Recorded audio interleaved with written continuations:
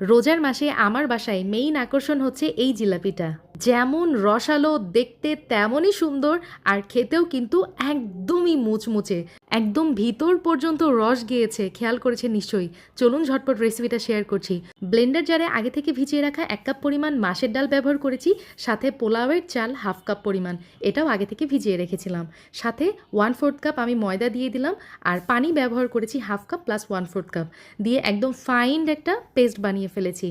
এখন এই জিলাপির পেস্ট আমি সসের বোতলে উঠিয়ে নিয়েছি, আপনারা চাইলে পাইপিং ব্যাগও এখানে ইউজ করতে পারেন। এখন একটা পাতিলের মধ্যে 1.5 কাপ পরিমাণ চিনি, 1 কাপ পানি, সাথে ব্যবহার করেছি ঘি, এলাচ, বলক উঠে গেলে চুলা থেকে নামিয়ে নিব। আর এখানে গরম তেলের মধ্যে আমি আমার মন মতো ফুল জিলাপি বানিয়ে নিচ্ছিলাম।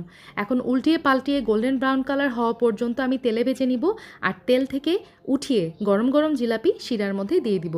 শিরার মধ্যে দিয়ে কিছু সময় একটু এভাবে চামচ দিয়ে চেপে ধরবেন, তাহলেই সমস্ত রস এই যে জিলাপি সোক করে নিবে। কি সুন্দর জিলাপিগুলো মুচমুচে রসালো হয়েছে।